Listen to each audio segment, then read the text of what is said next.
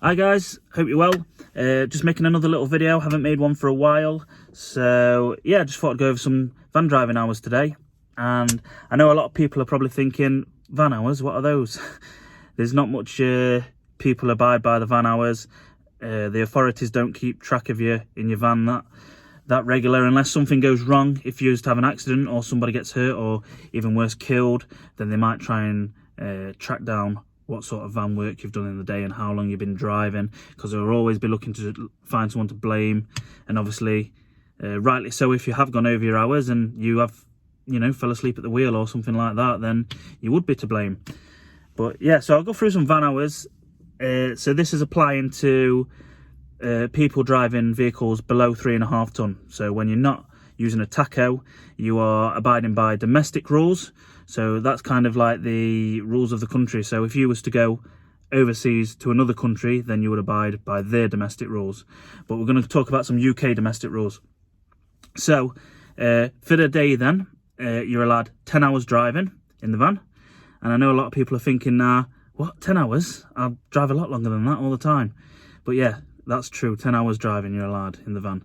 That is, you know, we're talking about duty time. If your job is to get in the van and drive, then your duty time is classed as doing work in the van and around the van.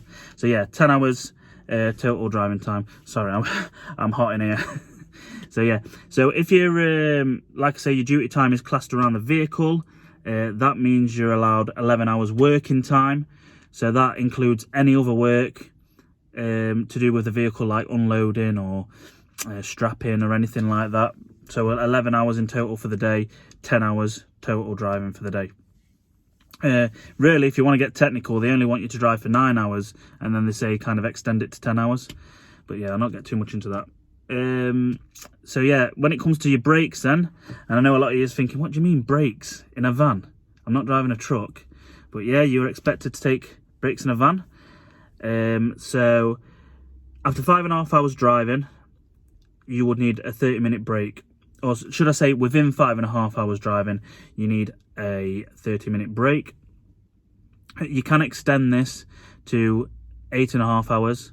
So within 8.5 hours driving, you need to take a 45-minute break.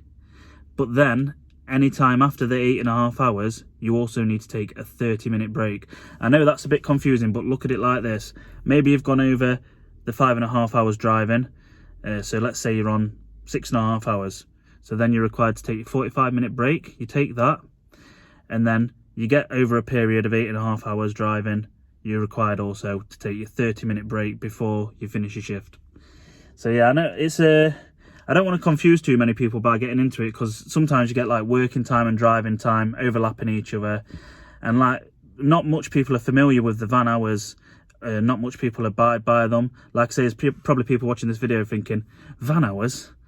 Like heck am I doing that? But yeah, they do exist.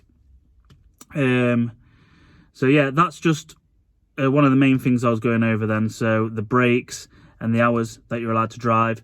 So we'll go on to your daily rest, as in when you finish your shift, and then in the morning when you start your shift. So the time between them, like when you go to sleep. So you finish your shift for the day. You're required to have 10 hours rest before you start your shift in the morning. So obviously if you finish at 10 o'clock at night, don't go to sleep for 2 hours and then start work again at midnight. You're required 10 hours rest. You can reduce your rest to 8.5 hours, but you can only do this 3 times a week. So you would have to have 10 hours rest 2 times and reduce it to 8.5 hours 3 times a week. But they wouldn't like you to make a habit out of that, reducing it. It's just something that you can do. So yeah, if we're going to summarise up then, 10 hours total driving in a day, 11 hours duty time. Within 5.5 hours driving, you need to take a 30-minute break. Within 8.5 hours driving, you need to take a 45-minute break. But then before you finish your shift, within that time, you must take also a 30-minute break. And lastly, we need the 10 hours rest in between shifts, and that can be reduced to 8.5 hours 3 times a week. I'm sorry if it's come across a bit confusing to anyone. I've tried to make it as simple as possible, because there is actually a lot more to the hours than that. But yeah, if anyone's got any questions or comments, I'll be happy to get back to you. Or even if I've said anything wrong, you know, correct me in the comments and I'll be sure to rectify it and I'll hold my hands up and I'll admit that I'm wrong as well. But yeah, everybody stay safe, enjoy yourself. I know that's a bit hard to do in the lockdown. Just remember, if the wheels are turning, you're earning.